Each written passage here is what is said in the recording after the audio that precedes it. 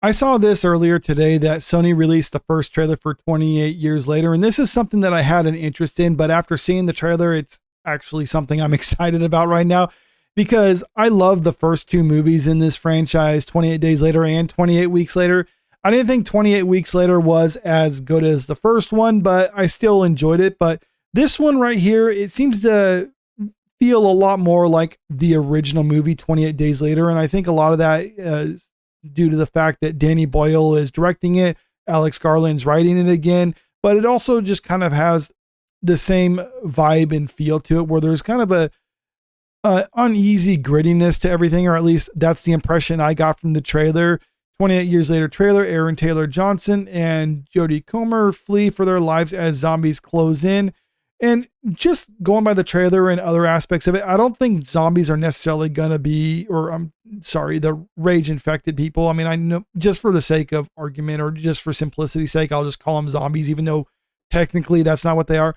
I don't think they're going to be the main threat to this. I think humans are going to be more of a threat within this movie. And I know that's not necessarily the most original thing when it comes to these type of things. I mean, The Walking Dead's been on for around a decade, basically doing the same thing where humans are the real enemy of everything. But still, it kind of makes sense when it comes to this franchise because, I mean, they've been doing that even since the first movie. Humans were one of the more dangerous things in that movie as opposed to some of the other infected.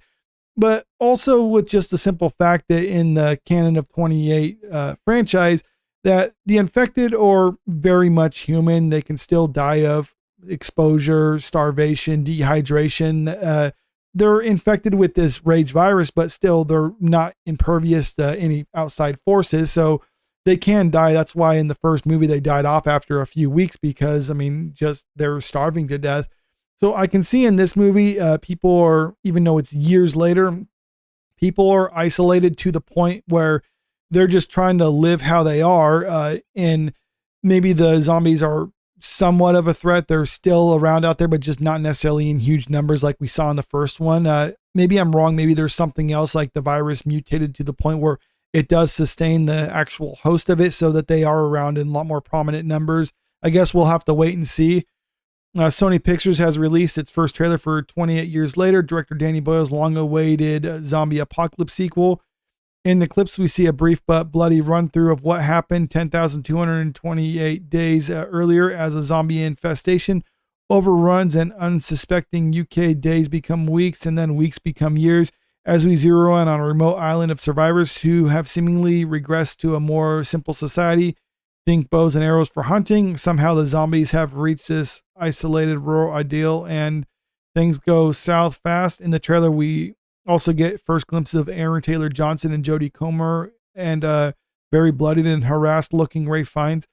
Now, as far as the cast for this goes, I think they look pretty good in what I saw in the trailer. I'm not super familiar with Jodie Comer, but I do like Aaron Taylor Johnson and a lot of stuff that I've seen him in, and I think he can carry a role like this. Ray Fiennes, he's one of my favorite actors. The dude can pretty much play any type of role, so I think he's going to do a good job in this movie. At least pretty much every movie that he's in, he just has some way of elevating it. The film's official description: sometime after the events of 28 weeks later, the rage virus has returned and a group of survivors must survive in a world ravaged by hordes of the infected. And it does say that Cillian Murphy is supposed to be in here as well. He's credited on IMDb as being in this, and I guess he also has a producer credit on this movie and the follow-up movie that they're going to make to this. I don't know how much he's involved with it. We really didn't see him in the trailer, or at least I don't think we saw him in the trailer, and I'll get more on that in a moment. Actually, let's just go over to the trailer. So I got that pulled up right here. You can see the like to dislike ratio is actually pretty good, and a lot of the comments were fairly positive. Whoever did the trailer understood the long lost art of proper trailers. Gives you just enough to intrigue, but not enough to spoil. That's kind of my impression for this. After years of being deceived by fake trailers, this one is real. The sheer brilliance of this trailer is a little to no dialogue spoilers, short but intense. Boots purposefully being used so that the whole thing is just stuck in your head. And that's another thing I really liked from the trailer. Rudyard's Kipling's poem Boots is featured prominently in it, and I think it works really well for what they're doing. And it also kind of lends credibility to what I think about this being more the situation itself is the greater threat, not necessarily the zombies themselves. But here, let's just start the trailer and I'll give you some of my thoughts on it. So it starts off in the past because the first movie took place in 2002. So I'm assuming this is kind of a flashback to the start of it. Teletubbies on the table. I think that's a pretty clear indicator that this is taking place around that time frame, since that was a big show at that time frame. Okay, so this looks like it's the start of the outbreak. And I'm wondering if the reason they're showing children at the start here, if this is kind of like a flashback for one of the main characters or something like that, like if one of these girls grows up to be Jodie Comer's character, because the timeline would kind of match up with this. So maybe that's why they're doing this, or maybe this is just a one-off thing. But I'm thinking this is going to have some ties to one of the lead characters or someone who's a little bit more prominent in the movie. Yeah, just giving us the brief glimpses of it. That's an, where is it? Yeah, the blood on the TV. That's not a good situation when you know that there was just a bunch of little kids in there. And this part right here, breaking into the church, I'm wondering if this is the same church that Jim went to in the first movie, where he saw all the infected in there and all the dead bodies. I don't know. This is just me speculating, but when you're making a trailer, the decisions that you make and what you include in it is very intentional. I think that was, at the very least, it's intended to kind of harken back to that church scene from the first movie, because it does look like it. 7, 6, 11, and here's the 5, poem, Boots. 9 and 20 miles today, 4, 11, 17, 32 the day before. Boots, boots, boots, boots. And one of the relevance to this poem is, just a quick aside on that one, the whole poem is about British soldiers during the Second Boer War in South Africa. And it's just about the monotony of the situation where you pretty much just grow mad from just the constant marching from one place to the other. And that's all your life is seemingly just marching from one place to the other. The hell of the war isn't necessarily the actual fighting and all the death around them. It's just that constant monotonous marching. And that's why I'm thinking like the situation themselves, the characters find themselves in, is actually the main enemy of this. And you can see this, whereas the poem starts, roles in our community. So looks like a hunter person, a farmer, then a gatherer, counselor, seamster, watchtower. I do like how this is looks more crudely drawn compared to these other ones that look a little more poor professional. It's like they reappropriated these from some book, and this one they made just to kind of, I guess this is to show kids like what type of jobs they are in their society. There's no discharge in the war. Because obviously a watchtower would be a new thing for these people. What did that say on the building?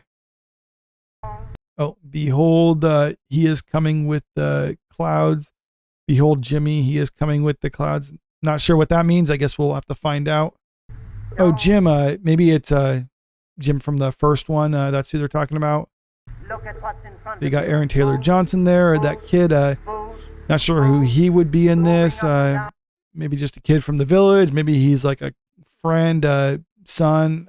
Well, yeah, this is me just kind of thinking out loud here because we don't know. But I do like the idea that they're going back to hunting with bows and arrows, because that does seem like something that would naturally happen within this type of environment, because ammunition and firearms will probably be a bit more scarce in this when you're just surviving like this.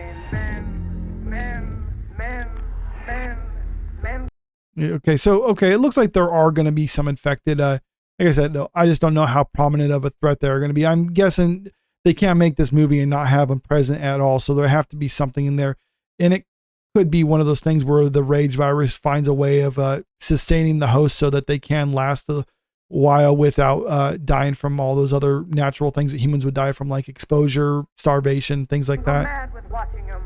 And if that's the case, or if they won't just die off on their own, well, then clearly that's a serious issue. No discharge in the war.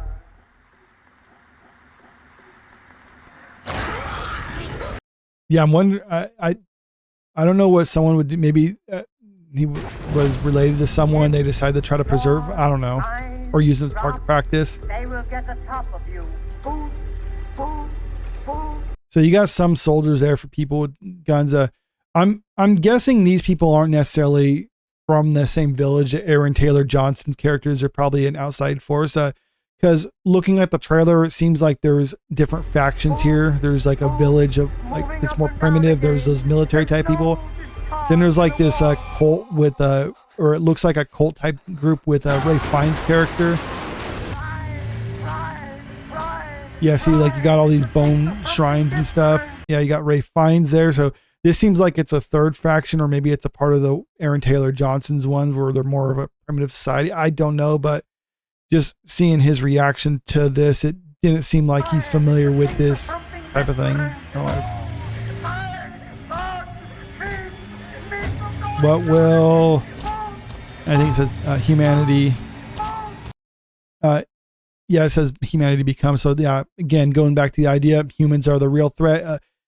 Some people I've seen online saying this is Jim right here. It looks kind of like Cillian Murphy. I don't know if they'd necessarily bring him back just to be a corpse like this, but still, I guess they could do that. Maybe he doesn't want to be more on screen. He wants to be behind the scenes, but also just the current state that he's in and the fact that he's getting up just kind of goes to show that the rage virus does have more of an impact on keeping people reanimated compared to what we saw in the previous two movies.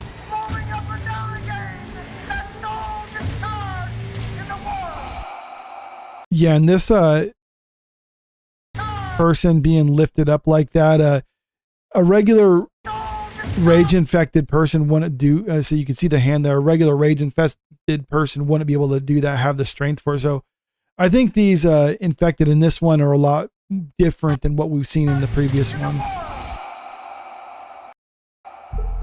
7, 6, 11. And that's the trailer. Like I said, after seeing that, I'm very excited about this movie, and it's something I'm probably going to actually go see in theaters unless more information comes out that doesn't excite me. But right now, I'm kind of sold by just seeing that right now. I just hope they don't screw it up. But let me know what you think about all this in the comment section below. Did you see the trailer yourself? Have you watched the other movies in this franchise? How do you like those ones? Because like I said, I really love those movies, and I am curious what they're going to do with this. But that's really all I got for this now. So leave a comment below what you think about it. And also, if you haven't already, make sure you click that subscribe button if you want to stay up to date with the latest entertainment news. And don't forget to click that like button and share this video out there because it really helps out with the channel. Thank you.